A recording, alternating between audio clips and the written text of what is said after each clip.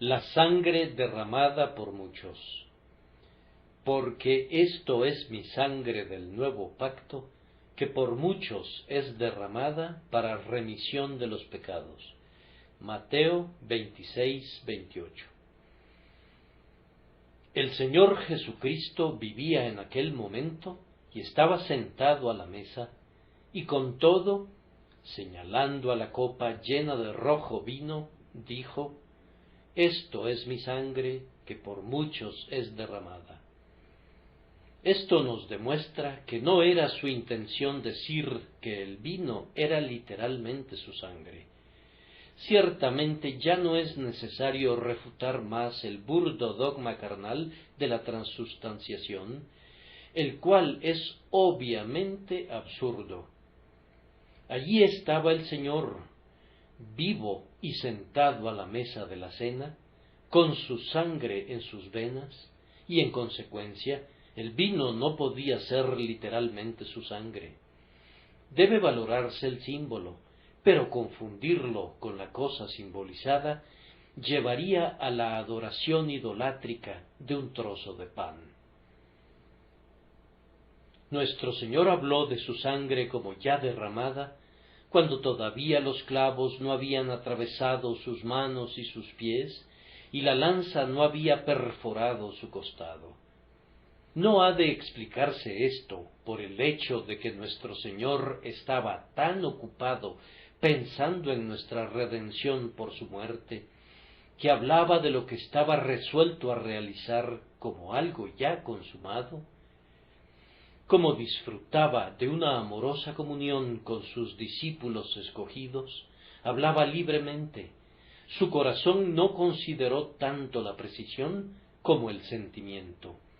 Y así, tanto en las palabras como en el sentimiento, anticipó la fecha de su grandiosa obra de expiación y habló de ella como algo ya realizado.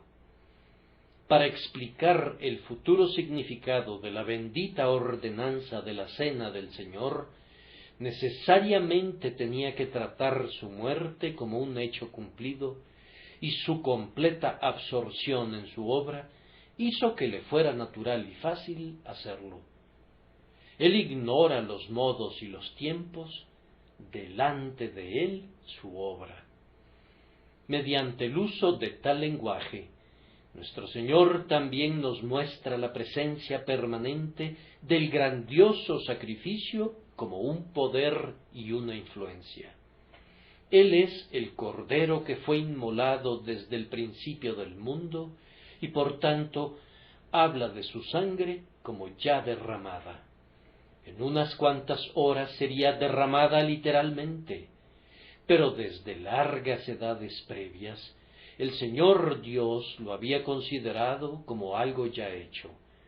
Con una plena confianza en la grandiosa fianza y sabiendo que nunca se retractaría del perfecto cumplimiento de sus compromisos, el Padre salvó a multitudes en virtud de la futura ofrenda por el pecado. Él tuvo comunión con miríadas de santos basándose en la fuerza de la purificación que sería presentada por el grandioso sumo sacerdote en el cumplimiento del tiempo. ¿Acaso no podía el Padre confiar en su Hijo? Así lo hizo, y mediante ese acto nos dio un gran ejemplo de fe. Dios mismo es verdaderamente el Padre de los fieles, en vista de que Él mismo puso una suprema confianza en Jesús, y con base en lo que Jesús haría después, derramando su alma hasta la muerte, Dios abrió el reino de los cielos para todos los creyentes. ¿Cómo, alma mía, no puedes confiar tú en el sacrificio ahora que ya ha sido presentado? Si su visión anticipada era suficiente para Dios, ¿no es suficiente para ti su consumación? He aquí el Cordero de Dios, que aún antes de morir fue descrito quitando el pecado del mundo. Si esto era válido antes de ir al Calvario, cuán seguramente es válido ahora que ha dicho con absoluta verdad: consumado es. Queridos amigos, voy a predicarles una vez más sobre la piedra angular del Evangelio. Me pregunto cuántas veces lo habré hecho con esta.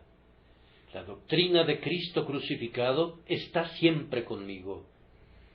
Así como el soldado romano en Pompeya se sostuvo firme en su puesto aun cuando la ciudad estaba siendo destruida, así me sostengo fiel a la verdad de la expiación, aun cuando la Iglesia está siendo enterrada bajo la lluvia de lodo hirviente de la herejía moderna.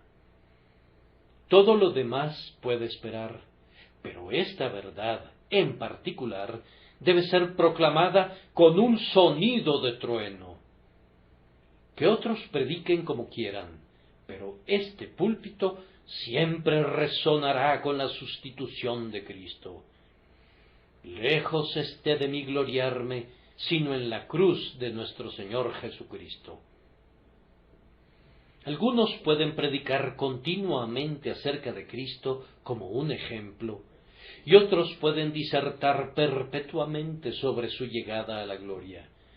Nosotros predicamos también sobre ambos temas, pero principalmente predicamos a Cristo crucificado, para los judíos ciertamente tropezadero, y para los gentiles locura, mas para los llamados Cristo poder de Dios y sabiduría de Dios. Tienen ante ustedes una copa llena de vino que Jesús acaba de bendecir y de presentar a sus discípulos. Cuando contemplen sus rojas profundidades, óiganlo hablar de la copa como su sangre, pues de esta manera quiere enseñarnos una solemne lección. Noten, primero, la importancia de la sangre preciosa de Cristo. La vital importancia de la gran verdad de la muerte de Cristo como un sacrificio vicario está expuesta ante nosotros en esta copa, que es el memorial de su sangre derramada por muchos. La sangre representa el sufrimiento, pero va más allá, pues sugiere el sufrimiento hasta la muerte. La vida es su sangre, y cuando la sangre es derramada muy copiosamente, la muerte queda sobreentendida. Recuerden que en la Sagrada Cena se tienen dos emblemas separados: el pan como un emblema del cuerpo, y luego el vino como un símbolo de la sangre, y de esta manera se tiene un cuadro claro de la muerte, puesto que la sangre ha sido separada de la carne. Todas las veces que comiereis este pan y bebiereis esta copa, la muerte del Señor anunciáis. Ambos actos son esenciales. Se les invita a fijar su atención en la muerte de Cristo y únicamente en ella. En el sufrimiento de nuestro Señor hasta la muerte, vemos el ilimitado alcance de su amor. Nadie tiene mayor amor que este, que uno ponga su vida por sus amigos. Jesús no podría amarnos más de lo que lo hizo, entregándose a la muerte y muerte de cruz. Oh Señor mío, en tu sudor sangriento y en la perforación de tus manos y pies y costado, veo la prueba más sublime de tu amor. En todo ello veo que Jesús me amó y se entregó a sí mismo por mí. Amados, yo les ruego que consideren frecuente y amorosamente los sufrimientos de su Redentor hasta el derramamiento de la sangre de su corazón. Acompáñenlo a Getsemaní, y de ahí a la casa de Caifás y de Anás, y después al pretorio de Pilato y al lugar del escarnio de Herodes. Contemplen a su Señor bajo los crueles azotes y en las manos de los verdugos en el monte de la afrenta. No olviden ni una sola de las aflicciones que fueron mezcladas en la amarga copa de su crucifixión. Su dolor, su escarnio, su vergüenza. Fue una muerte reservada para esclavos y criminales, para que sus profundos abismos fueran absolutamente sin fondo. Fue desamparado incluso por su Dios. Deja que la oscuridad de Eloi, Eloi, lama sabactani, oprima tu espíritu hasta que al hundirte en el sobrecogimiento, te eleves también en amor. Él te amó más que a sí mismo. La copa significa amor hasta derramar su sangre por ti. Significa algo más. En nuestro himno llamamos a nuestro Señor dador de vida para vida, y eso es lo que esta copa significa. Entregó su vida para que nosotros viviéramos. Ocupó nuestro lugar y nuestra condición en el día de la ira de Jehová, recibiendo en su pecho el golpe de la espada de fuego que había sido desenvainada para nuestra destrucción. El derramamiento de su sangre hizo nuestra paz con Dios. Jehová convirtió el alma de su unigénito en una ofrenda por el pecado, para que el culpable fuera absuelto. Al que no conoció pecado, por nosotros lo hizo pecado, para que nosotros fuésemos hechos justicia de Dios en él. Eso es lo que significa el vino en la copa. Significa la muerte de Jesús en lugar nuestro. Significa la sangre derramada del corazón del Dios encarnado para que podamos tener comunión con Dios, habiendo expiado por su muerte el pecado que nos separaba de Él. Nuestro bendito Salvador quiere que tengamos en gran reverencia su muerte. Ha de ser nuestro principal recuerdo. Ambos emblemas de la Cena del Señor exponen la muerte del Salvador. Esta ordenanza peculiarmente cristiana enseña eso primordialmente. La muerte de Cristo en favor de los hombres es la gran doctrina de la Iglesia. Nosotros profesamos ser partícipes del mérito de su muerte cuando nos acercamos a esta mesa. La muerte de nuestro Señor es recordada entonces, es mostrada, es declarada, es atestiguada y confiamos en ella. Evidentemente el Señor Jesús quiere que tratemos el hecho de su muerte como una verdad que debe recibir de manera preeminente la prominencia. Él no habría instituido especialmente una ordenanza para recordarnos el derramamiento de su sangre si no hubiera considerado que era algo primordial en toda su carrera terrenal. La otra ordenanza de nuestra santa fe también declara la muerte de nuestro Señor. ¿No somos sepultados juntamente con Él para muerte en el bautismo?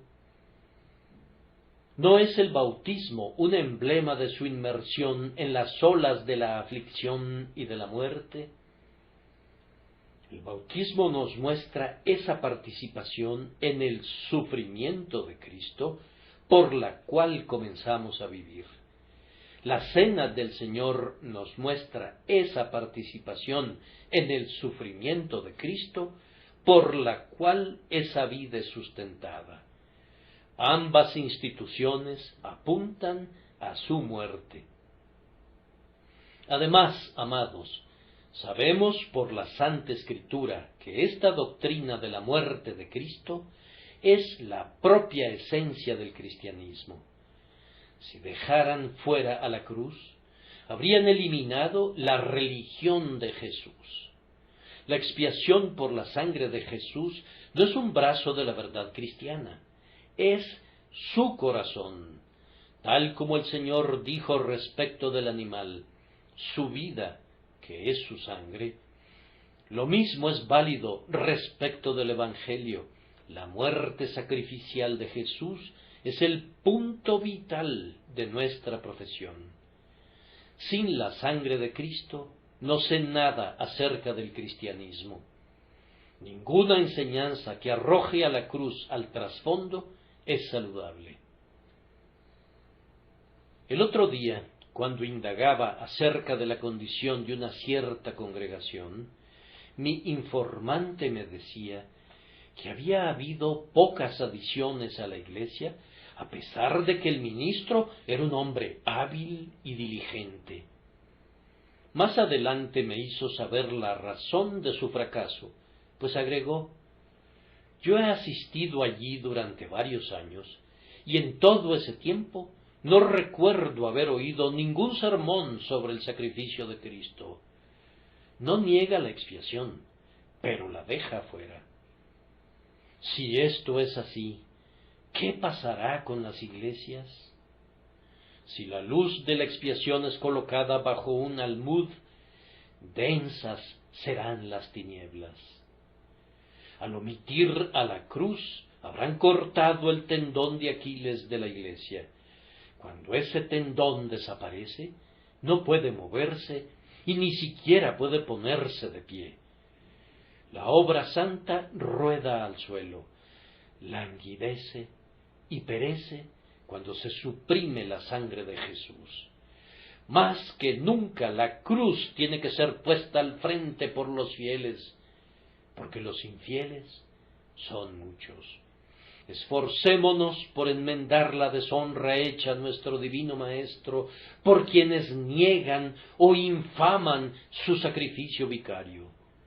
Permanezcamos fieles a esta fe, aunque otros vacilen, y prediquemos a Cristo crucificado, aunque todos los demás se abstengan. Gracia, misericordia y paz sean para todos los que exaltan a Cristo crucificado. Esta conmemoración de la muerte de Cristo tiene que ser una conmemoración constante. La Cena del Señor tenía el propósito de ser una fiesta frecuente de compañerismo. La Iglesia comete un terrible error cuando la comunión tiene lugar una sola vez al año, una vez cada trimestre del año, y no puedo recordar ninguna escritura que justifique el hacerlo una vez al mes. Yo no me sentiría satisfecho sin partir el pan cada día domingo. Me ha tocado hacerlo incluso con más frecuencia que una vez a la semana, pues ha sido mi deleite partir el pan con muchos grupitos de amigos cristianos. Siempre que se celebra esta cena, declaramos que Cristo murió por nuestros pecados, conforme a las Escrituras. No podemos pensar en esa muerte con demasiada frecuencia. Nadie fue culpado jamás en el cielo por predicar demasiado sobre Cristo. No, tampoco se les ha mencionado demasiado la cruz a los hijos de los hombres en la tierra.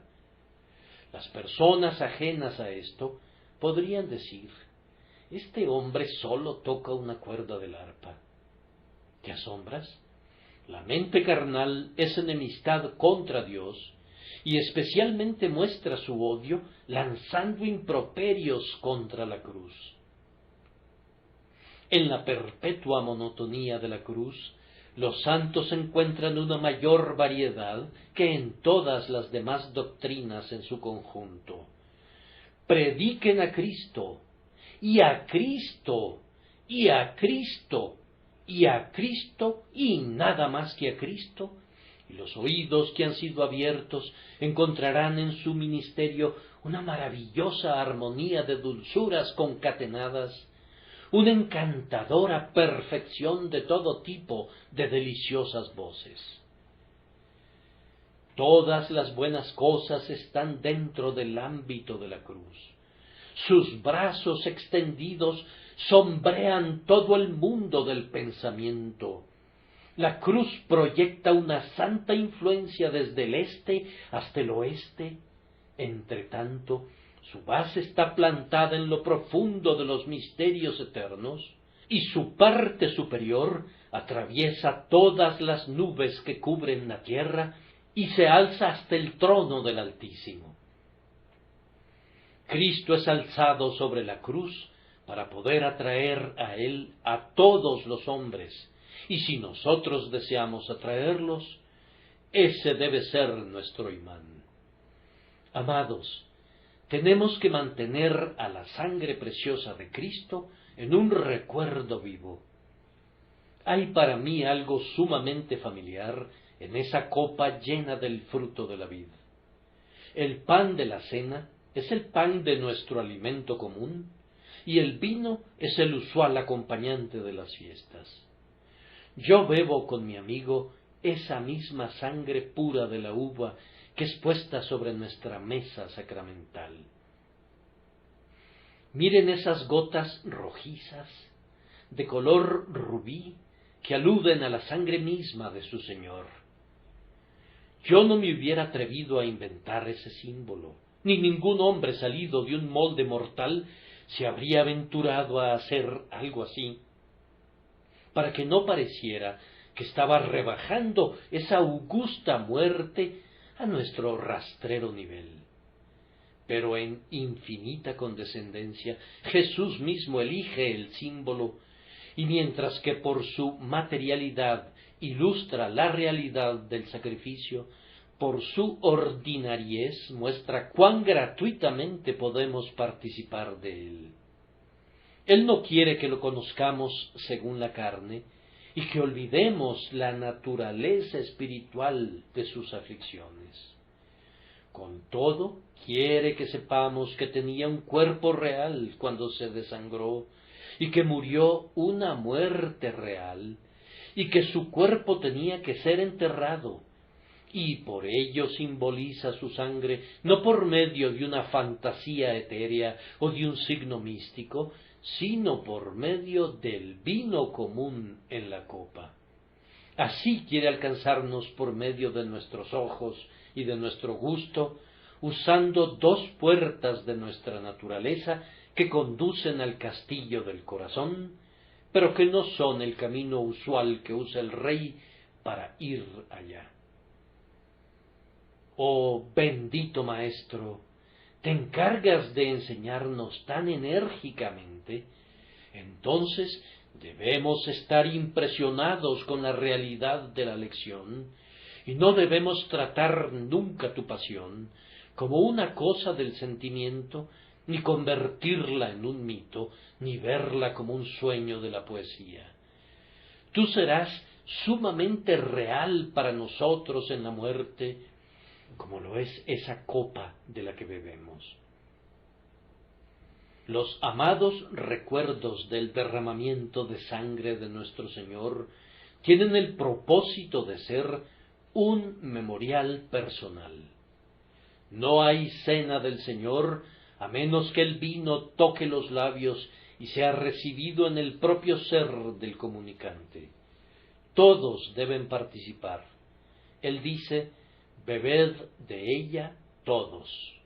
No puedes tomar la cena del Señor por medio de un representante o de un delegado. Cada uno de ustedes debe acercarse a la mesa y debe comer y beber personalmente. Amados, tenemos que entrar en un contacto personal con la muerte de Cristo. Eso es esencial. Cada uno de nosotros debe decir: Él me amó a mí y se entregó por mí. Tienes que ser lavado personalmente en su sangre. Tienes que ser reconciliado personalmente con Dios por medio de su sangre. Tienes que tener acceso a Dios personalmente a través de su sangre, y por su sangre tienes que vencer personalmente al enemigo de tu alma.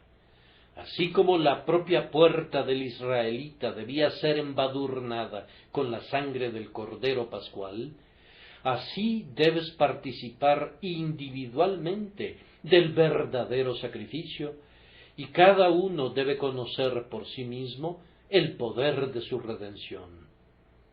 Como es algo personal, es un hecho encantador que sea una conmemoración feliz. Nuestra conmemoración de Cristo es sancionada con el arrepentimiento, pero también es perfumada con la fe. La Cena del Señor no es una comida fúnebre, sino un festival. Muy apropiadamente la comenzamos con la acción de gracias y la concluimos con un himno. Es llamada por muchos la Eucaristía y la acción de dar gracias. No es un ayuno, sino un festejo.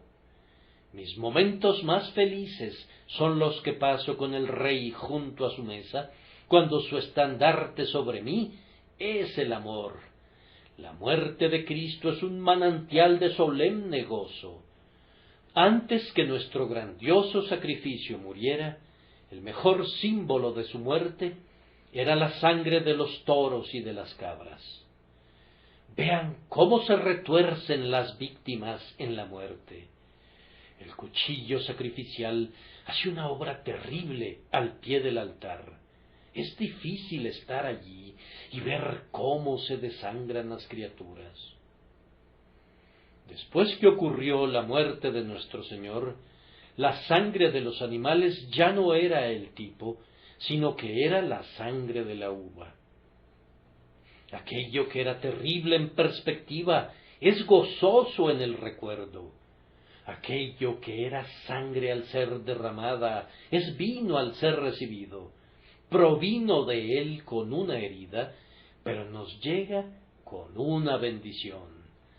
Su sangre es nuestro cántico en la casa de nuestra peregrinación, y agregará la mejor música a nuestras armonías celestiales cuando cantemos delante del trono al que nos amó y nos lavó de nuestros pecados con su sangre. A él sea gloria e imperio por los siglos de los siglos. Si nuestro Señor Jesús ha hecho que el recuerdo de su amor sea más dulce que el vino, no nos apartemos de él como si se hubiese convertido en un tema desagradable. Debemos encontrar en la cruz nuestros placeres más selectos.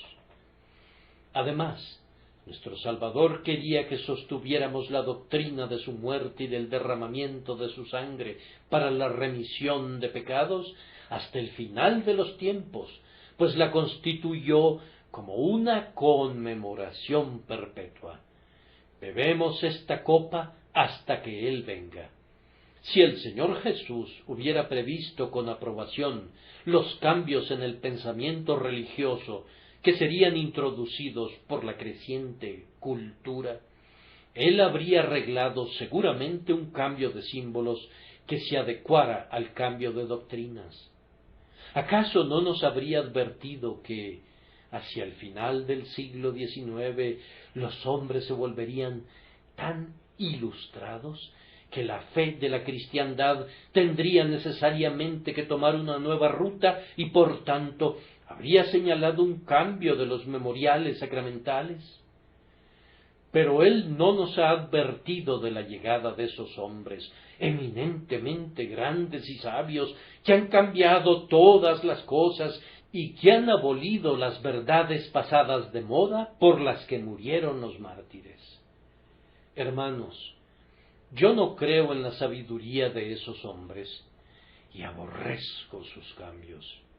Pero si hubiese habido alguna base para tales cambios, la Cena del Señor no habría sido establecida como una obligación perpetua. La perpetuidad de las ordenanzas indica una perpetuidad de la doctrina. Pero oigan hablar a los modernos. Los apóstoles, los padres, los puritanos fueron hombres excelentes, sin duda. Pero entonces, vean, todos ellos vivieron antes del surgimiento de esos maravillosos científicos que nos han ilustrado tanto. Permítanme repetir lo que ya he dicho. Si hubiéramos llegado a un nuevo punto en cuanto a la fe, no habríamos llegado a un punto nuevo en cuanto a las ordenanzas en las que esas creencias están encarnadas? Yo creo que sí. La intención evidente de Cristo al darnos ordenanzas establecidas, y especialmente al establecer esta que conmemora tan claramente el derramamiento de su sangre, era que supiéramos que la verdad de su sacrificio está fijada y dirimida para siempre, y debe permanecer siendo la esencia de su evangelio de manera inmutable. Ni 19 siglos, ni 19.000 siglos podrían generar la más mínima diferencia en esta verdad, ni en la relativa proporción de esta verdad en cuanto a otras verdades, en tanto que dure esta dispensación. Hasta que Él venga una segunda vez sin una ofrenda por el pecado para salvación, la grandiosa obra de su primera venida tiene que ser mantenida de manera primordial y por sobre todo en toda nuestra enseñanza, en nuestra confianza y en nuestro testimonio. Así como en el hemisferio austral la cruz es la guía del marinero, así, bajo todos los cielos, la muerte de nuestro Redentor es la estrella polar de nuestra esperanza en el mar de la vida. En la vida y en la muerte nos gloriaremos en la cruz de Cristo y nunca nos avergonzaremos de ella, estemos donde estemos. En segundo lugar, noten bien la conexión de la sangre de Cristo con el pacto. Lean el texto de nuevo. Esto es mi sangre del Nuevo Testamento. Una mejor traducción sería: esto es mi sangre del nuevo pacto. ¿Cuál es este pacto? El pacto es el que acabo de leerles en Jeremías 31:33. Este es el pacto que haré con la casa de Israel después de aquellos días, dice Jehová. Daré mi ley en su mente y la escribiré en su corazón. Yo seré a ellos por Dios, y ellos me serán por pueblo. Vean también Jeremías 32:40. Y haré con ellos pacto eterno, que no me volveré atrás de hacerles bien, y pondré mi temor en el corazón de ellos, para que no se aparten de mí. Busquen también en Ezequiel 11:19, y les daré un corazón, y un espíritu nuevo pondré dentro de ellos, y quitaré el corazón de piedra de en medio de su carne, y les daré un corazón de carne. Miren la misma profecía en Ezequiel 36:26. Os daré corazón nuevo, y pondré mi espíritu nuevo dentro de vosotros, y quitaré de vuestra carne el corazón de piedra, y os daré un corazón de carne. ¡Qué magnífica carta magna es esta! El antiguo pacto dice: cumple la ley y vive. El nuevo pacto dice: tú vivirás, y yo te voy a conducir a cumplir mi ley, pues la escribiré en tu corazón. Felices son los hombres que saben que están bajo este pacto. ¿Qué tiene que ver la sangre de Jesucristo con este pacto? Tiene que ver con todo, pues el pacto no hubiera podido realizarse aparte de la sangre de Jesús. La expiación se daba como un hecho en el establecimiento del pacto. Nadie más podía haber estado como nuestro representante para cumplir nuestro lado del pacto, excepto el Señor Jesucristo. E incluso Él solo pudo haber realizado ese pacto gracias al derramamiento de su sangre. En esa copa vemos el emblema de la sangre que hizo posible el pacto. Además, la sangre de Jesús garantiza el pacto. Su muerte ha cumplido el lado humano del pacto, y la parte de Dios está asegurada. La estipulación del pacto está cumplida en Cristo, y ahora su tenor es la pura promesa. Noten que los yo haré y se hará se suceden en rápida sucesión. Un arreglo de absoluta gracia de parte de Dios para con los indignos hijos de los hombres está ahora en plena acción a través del sacrificio de Cristo. El pacto de gracia, cuando es entendido debidamente, ejerce una bendita influencia sobre las mentes de los hombres conscientes de pecado. El capellán de una cárcel, un querido amigo mío, me contó una vez el sorprendente caso de una conversión en el que un conocimiento del pacto de gracia fue el principal instrumento usado por el Espíritu Santo. Mi amigo tenía bajo su cargo a un hombre sumamente mañoso y brutal. Era singularmente repulsivo, incluso en comparación con otros convictos. Había sido renombrado por su arrojo y por la completa ausencia de todo sentimiento al cometer sus actos de violencia. Creo que había sido llamado el rey de los estranguladores. El capellán le había hablado varias veces, pero no había tenido éxito en obtener respuesta alguna. El hombre estaba ásperamente en contra de toda instrucción. Finalmente expresó un deseo por un cierto libro, pero como no estaba disponible en la biblioteca, el capellán le señaló la Biblia que estaba colocada en su celda y le preguntó: ¿has leído alguna vez ese libro? El hombre no respondió, pero miró al capellán como si quisiera matarlo. El capellán repitió la pregunta amablemente, con la seguridad de que descubriría que valía la pena leerlo. Amigo, replicó el convicto, no harías esa pregunta si supieras quién soy. ¿Qué tengo yo que ver con un libro de esa clase? El capellán le dijo que conocía muy bien su carácter y que por esa razón le recomendaba la Biblia como el libro que sería apropiado para su caso. No me haría ningún bien, exclamó, pues soy completamente insensible. Cerrando su puño, golpeó la puerta de hierro de la celda y dijo: mi corazón es tan duro como este hierro, no hay nada en ningún libro que me pudiera tocar jamás. Bien, dijo el capellán, tú necesitas un nuevo corazón. ¿Leíste alguna vez algo sobre el pacto de gracia? A lo cual el hombre respondió malhumoradamente, preguntando qué quería decir con esas palabras. Mi amigo replicó: escucha estas palabras: os daré corazón nuevo y pondré espíritu nuevo dentro de vosotros. Las palabras dejaron al hombre sumido en el asombro hasta donde le era posible.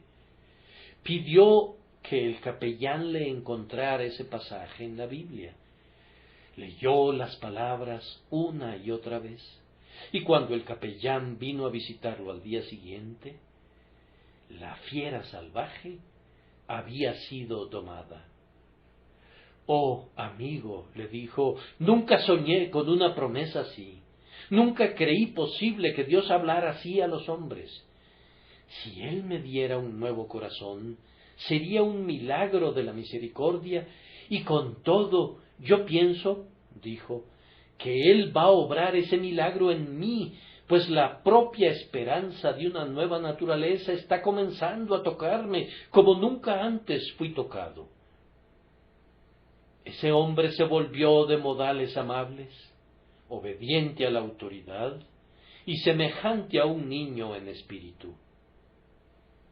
Aunque mi amigo ya no tenga el optimismo que una vez albergó acerca de la conversión de criminales, cree, sin embargo, que ningún observador podría haber cuestionado la naturaleza genuina de la obra, y sin embargo, el único instrumento fue la doctrina del pacto. Mi corazón rebelde no se ve conmovido por el hecho de que Dios me manda hacer esto o aquello. Pero cuando Él declara que alguien es libre y es plenamente perdonado, y además le promete amor y favor y una naturaleza renovada, entonces me siento quebrantado. ¿Cómo puedo rebelarme contra alguien que realiza tales maravillas en mí y que diseña tan grandes cosas para mí? Disuelto por su bondad me postro en tierra y lloro alabando la misericordia encontrada. Cuán amada y preciosa se vuelve la sangre de Cristo, puesto que es la sangre del pacto eterno. Al pertenecer a este bendito pacto, adoramos a partir de entonces la plenitud de esa gracia que, a costa de la más preciosa de todas las vidas, ha hecho este arreglo para hombres indignos. Tal vez ustedes me pregunten, ¿por qué nuestros traductores usaron la palabra testamento en nuestra versión autorizada? Ellos, en este caso, no fueron tan sabios como suelen serlo, pues de las dos palabras, pacto es la que mejor traduce al original. Con todo, la idea de un testamento está incluida también allí. El original podría significar cualquiera de las dos cosas. La palabra convenio, que ha caído en desuso en nuestros días, fue empleada a menudo por nuestros antecesores calvinistas cuando hablaban de la eterna alianza de gracia. La palabra convenio podría significar tanto pacto como testamento. Hay un pacto de gracia, pero como la estipulación del pacto es cumplida por nuestro Señor Jesús, el arreglo se convierte virtualmente en un testamento a través del cual, por la voluntad de Dios, se aseguran incontables bendiciones para los herederos de la salvación. La sangre de Jesús es el sello del pacto y transforma sus bendiciones en legados de amor transmitidos a los creyentes. El convenio o arreglo por el cual Dios puede ser justo y, sin embargo, ser el justificador de los impíos y por el cual puede tratar con los creyentes no sobre los términos de la ley, sino sobre los términos de la pura gracia, es establecido por el sacrificio de nuestro Señor. Oh hermanos míos, como personas bajo el pacto de Dios, beban de la copa con gozo y renueven su compromiso con el Señor su Dios. Un tercer punto surge muy manifiestamente en el texto. La sangre tiene una íntima conexión con la remisión. El texto dice, «Esto es mi sangre del nuevo pacto, que por muchos es derramada para remisión de los pecados». Al sufrir, desangrarse y morir, Jesús ha procurado para los pecadores el perdón de sus pecados. ¿De cuáles pecados? De todos los pecados, de toda clase y tipo, sin importar cuán atroces, agravados y multiplicados sean. La sangre del pacto quita todo pecado, sea cual sea. No ha habido nunca ningún pecado confesado con fe y llevado a Cristo que hubiere desconcertado a su poder de limpiarlo. Esta fuente nunca ha sido probada en vano. Asesinos, ladrones, mentirosos, adúlteros y no sé qué otras cosas más han venido a Jesús a través de la penitencia y de la fe, y sus pecados han sido quitados por medio del mérito de su sacrificio. ¿De qué naturaleza es la remisión?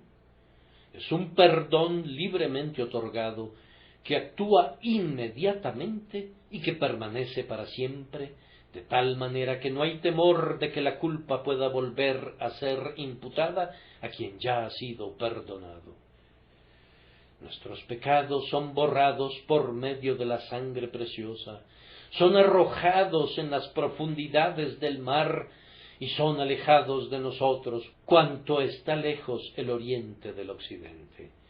Nuestros pecados cesan de existir. Se les ha puesto un término. No pueden ser imputados en contra nuestra jamás. Sí, escúchalo, escúchalo, oh vasta tierra. Que las alegres nuevas sobresalten a los más tenebrosos escondrijos de la infamia. Hay remisión absoluta de pecados. La sangre preciosa de Cristo limpia de todo pecado, sí, cambia el color escarlata en una blancura que sobrepasa a la blancura de la nieve recién caída. Es una blancura que nunca puede ser manchada. Habiendo sido lavado por Jesús, el más negro de los pecadores se presenta sin mancha ante el tribunal del juez que todo lo ve. ¿Cómo es que la sangre de Jesús efectúa eso? El secreto radica en el carácter vicario o sustitutivo del sufrimiento y de la muerte de nuestro Señor. Gracias a que Él estuvo en nuestro lugar, la justicia de Dios es vindicada y la amenaza de la ley es cumplida. Ahora es justo que Dios perdone el pecado. Que Cristo sufriera el castigo del pecado humano en lugar de los hombres, ha hecho que el gobierno moral de Dios sea perfecto en justicia, ha puesto una base para la paz de la conciencia y ha convertido al pecado en algo inmensurablemente odioso, aunque su castigo no recaiga en el creyente. Ese es el gran secreto. Esas son las nuevas celestiales, ese es el evangelio de salvación, que por medio de la sangre de Jesús el pecado es quitado con justicia. Oh, cuánto ama mi propia alma esa verdad. Por eso la divulgo en términos inconfundibles. ¿Y con qué propósito es garantizada esta remisión de pecados? Hermanos míos, si la remisión de los pecados fuera un fin en sí misma, sería un propósito noble y valdría la pena predicarla cada día de nuestras vidas, pero el asunto no termina allí. Nos equivocaríamos si pensáramos que el perdón de los pecados es el propósito definitivo de Dios. No es sino un comienzo, un medio para un propósito posterior. Él perdona nuestros pecados con el designio de curar nuestra pecaminosidad. Somos perdonados para que nos volvamos santos. Dios perdona el pecado para purificar al pecador. Si no hubiera tenido como meta tu santidad, no hubiera habido una necesidad tan imperativa de una expiación. Pero para inculcar en ti la culpa del pecado, para hacerte sentir el mal que el pecado ha obrado, para hacerte saber tu obligación para con el amor divino, el Señor no te ha perdonado sin un sacrificio. ¡Ah! ¡Qué sacrificio! Él tiene por objetivo la muerte de tu pecaminosidad y que a partir de entonces lo ames y le sirvas y crucifiques a las lascivias que crucificaron a tu Señor. El Señor tiene por objetivo formar en ti la semejanza de su amado Hijo. Jesús te ha salvado por su abnegada obediencia a la justicia, para que tú pudieras entregar tu alma entera a Dios y para que estuvieras dispuesto a morir en defensa del reino del amor y la verdad. La muerte de Cristo por ti te compromete a estar muerto al pecado, para que por su resurrección de los muertos tú puedas resucitar a una vida nueva y así te vuelvas como tu Señor. El perdón por la sangre tiene ese objetivo. ¿Captas el pensamiento? Si tú crees en el Señor Jesucristo, el propósito de Dios es hacerte semejante al primogénito entre muchos hermanos y obrar en ti todo lo que sea adecuado y de buen nombre. Pero eso no es todo. tiene el designio adicional de llevarte a una eterna comunión con Él mismo. Él te está santificando para que puedas contemplar su rostro y para que seas apto para ser un compañero de su unigénito Hijo a lo largo de toda la eternidad. Tú has de ser el compañero escogido y amado del Señor de amor. Él tiene un trono para ti, una mansión y una corona para ti y una inmortalidad de tan inconcebible gloria y bienaventuranza que si tú te formaras aun la más lejana idea de ella, ninguna manzana de oro de la tierra te apartaría de perseguir el premio de tu supremo llamamiento. Oh, estar por siempre con el Señor. Yo soy incapaz de alcanzar la altura de este grandioso argumento. Vean, hermanos míos, a qué los destina la sangre de su Señor. Oh, alma mía, bendice a Dios por esa copa especial que te recuerda el grandioso sacrificio y que te profetiza tu gloria a la diestra de Dios por siempre. No puedo olvidar notar, para concluir, la conexión de la sangre con los hombres. En el texto se nos informa que esta sangre es derramada por muchos para remisión de los pecados. Regocijémonos en grado sumo en esa gran palabra, muchos. La sangre de Cristo no fue derramada solamente por el puñado de apóstoles. Había sólo 11 de ellos que realmente participaron de la sangre simbolizada por la copa. El Salvador no dice, esto es mi sangre derramada por ustedes, los 11 favorecidos, sino que dice, por muchos es derramada. Jesús no murió únicamente por los clérigos. Yo recuerdo haber leído en la vida de Martín Lutero que vio en una iglesia católica un cuadro del Papa y de cardenales y de obispos y de sacerdotes y de monjes y de frailes, todos ellos viajando a bordo de un barco. Todos iban a salvo, cada uno de ellos. En cuanto al laicado, pobres infelices, luchaban en el mar y muchos de ellos se ahogaban. Sólo se salvaban aquellos para quienes los buenos hombres que iban en el barco eran tan amables de extenderles una cuerda o una tabla. Esa no es la enseñanza de nuestro Señor. Su sangre es derramada por muchos y no por unos cuantos. Él no es el Cristo de una casta o de una clase, sino el Cristo de todas las condiciones de hombres. Su sangre es derramada por muchos pecadores para que sus pecados puedan ser remitidos. Los que estaban en el aposento alto eran todos judíos, pero el Señor Jesucristo les dijo, mi sangre es derramada por muchos, para hacerles ver que Él no murió solo por la simiente de Abraham, sino por todas las razas de hombres que moran sobre la faz de la tierra, derramada por muchos. Sus ojos, no lo dudo, miraban a estas islas lejanas y a las vastas tierras ubicadas más allá del mar occidental. Pensaba en África y en India y en la tierra de Sinim. Una multitud que nadie puede contar alegraba los ojos del Redentor que veían previsoramente y anticipaban todos los acontecimientos. Él hablaba con un gozoso énfasis cuando dijo, por muchos es derramada para remisión de los pecados. Crean en los inmensurables resultados de la redención.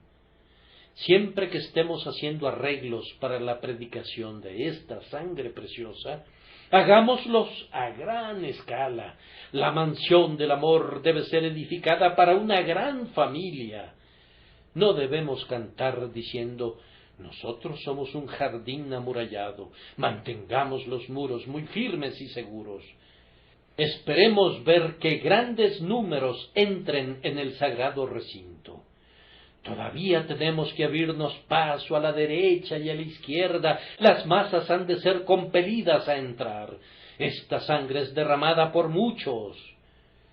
Un grupo de media docena de convertidos nos alegra mucho, y así debería ser. Pero, anhelamos tener 6,000 convertidos de inmediato. ¿Por qué no? Esta sangre es derramada por muchos. Echemos la gran red al mar. Ustedes, jóvenes, prediquen el Evangelio en las calles de esta populosa ciudad, pues está destinado para muchos. Los que van de puerta en puerta no piensen que pueden ser demasiado optimistas, puesto que la sangre de su Salvador es derramada por muchos, y los muchos de Cristo son una gran cantidad. Es derramada por todos los que han de creer en Él, derramada por ti, pecador, si confías en Él ahora.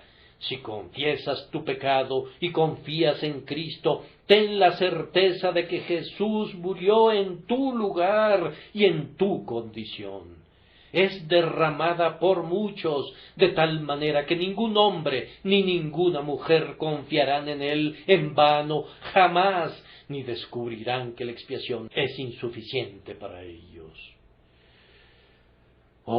Pidamos tener una magnánima fe para que mediante un esfuerzo santo alarguemos nuestras cuerdas y reforcemos nuestras estacas, esperando ver que la casa de nuestro Señor se llene de gente. Verá el fruto de la aflicción de su alma y quedará satisfecho. Por su conocimiento justificará mi siervo justo a muchos, y llevará las iniquidades de ellos. Reflexionen en esa palabra, muchos, lo cual ha de fortalecerlos para labores de largo alcance. Ahora noten la conexión de la sangre con nosotros mismos. Querido oyente, ¿estás tú entre los muchos? ¿Por qué no estás? Que su gracia te conduzca a confiar en Él, y que no dudes que estás entre los muchos. Dices tú, para eso estoy oyendo. ¿Cómo puedo participar en el efecto de este sacrificio? ¿Ves esa copa de vino que pongo ante ti precisamente ahora? ¿Cómo has de disfrutar este vino que llena la copa? ¿Cómo han de ser tuyas sus rojizas gotas? El asunto es muy sencillo. Me parece que te veo tomar el cáliz en tu mano y llevártelo a la boca. Bebes y el acto está consumado. No es ningún misterio. El pan es nuestro al comerlo y el vino es nuestro al beberlo. Cristo es nuestro cuando lo recibimos. El mérito de su sangre preciosa se vuelve nuestro mediante esa simple fe infantil que acepta que Jesús es nuestro todo. Decimos, aquí está, creo en ello, lo tomo, lo acepto como mío. Es tuyo, nadie puede quitarte lo que acabas de comer y beber. Cristo es tuyo para siempre si lo recibes en tu corazón. Si tienes alguna pregunta referente a si has bebido, yo te diré cómo resolverla. Bebe de nuevo. Si has estado comiendo y has olvidado realmente si comiste o no, tales cosas les ocurren a hombres ocupados que solo comen un poco. Si, repito, quisieras estar seguro de que has comido, come de nuevo. Si quieres tener la seguridad de que has creído en Jesús, cree de nuevo. Siempre que tengas alguna duda acerca de si Cristo es tuyo, apodérate de Él. A mí me gusta comenzar de nuevo. Con frecuencia encuentro que la mejor forma de seguir adelante es regresar a mi primera fe en Jesús y como pecador renovar mi confianza en mi Salvador. Oh, dice el diablo, tú eres un predicador del Evangelio, pero tú mismo no lo conoces. Antes yo solía argumentar con el acusador, pero ni lo merece, ni es nada provechoso para nuestro propio corazón. Nosotros no podemos ni convertir ni convencer al diablo. Es mejor referirlo a nuestro Señor. Cuando el diablo me dice que no soy un santo, yo respondo, bien, ¿qué soy entonces? Un pecador, responde él. Bien, tú también lo eres. Ah, dice él, tú estarás perdido. No, digo yo, la razón por la que no estaré perdido es que Jesucristo vino al mundo para salvar a los pecadores, y por tanto yo confío en que Él me salve. Eso es lo que Martín Lutero llama cortarle la cabeza al diablo con su propia espada, y es el mejor camino que puedes seguir. Dices, si yo tomo para mí a Cristo como un hombre toma una copa y bebe sus contenidos, ¿soy salvo? Sí, lo eres. ¿Cómo puedo saberlo? Lo sabes porque Dios dice que así es. El que cree en el Hijo tiene vida eterna. Si bien no sentía una palpitación de esa vida, no la sentía al principio, con todo yo creía que la tenía simplemente debido al argumento de la confirmación divina. Desde mi conversión he sentido las pulsaciones de una vida más fuerte y vital que la vida del joven más vigoroso que haya corrido jamás sin cansancio. Pero hay momentos en los que no es así. Justo ahora yo siento la vida celestial saltando gozosamente dentro de mí. Pero cuando no la siento, me apoyo en esto. Dios ha dicho, el que cree en el Hijo tiene vida eterna. Las palabras de Dios contra todos mis sentimientos. ¿Podría sufrir un ataque de desfallecimiento? Y mis circunstancias podrían afectar mi corazón, así como este clima cálido afecta mi cuerpo y me hace sentir embotado y soñoliento. Pero esto no deja sin ningún efecto a la palabra de Dios. Yo regreso al libro y creo en la límpida palabra del Señor. El que cree en el Hijo tiene vida eterna. Eso me basta. Creo y por tanto vivo. Nuestra experiencia interior es una excelente evidencia corroborativa, pero el testimonio de Dios es el mejor fundamento que nuestra confianza pudiera tener. Recuerdo una historia sobre William Dawson, a quien nuestros amigos wesleyanos solían llamar Billy Dawson, uno de los mejores predicadores que haya subido jamás a un púlpito. En una ocasión eligió como su texto, por medio de él se os anuncia perdón de pecados. Cuando hubo anunciado su texto, se dejó caer sobre el piso del púlpito de tal manera que no se le podía ver, y sólo se oía una voz que decía, no por medio del hombre en el púlpito, él está fuera de la vista, sino del hombre en el libro. El hombre descrito en el libro es el hombre por medio de quien les es predicado a ustedes el perdón de los pecados. Ustedes y yo y todos los demás nos ocultamos y les predico la remisión de los pecados únicamente a través de Jesús. Quisiera cantar con los niños, nada sino la sangre de Jesús. Cierren sus ojos a todas las cosas excepto a la cruz. Jesús murió y resucitó y fue al cielo, y toda la esperanza de ustedes ha de ir con él. Vamos, querido oyente, toma a Jesús mediante un claro acto de fe esta mañana. Que Dios, el Espíritu Santo, te constriña a hacerlo, para que luego prosigas tu camino regocijándote. Que así sea en el nombre de Jesús.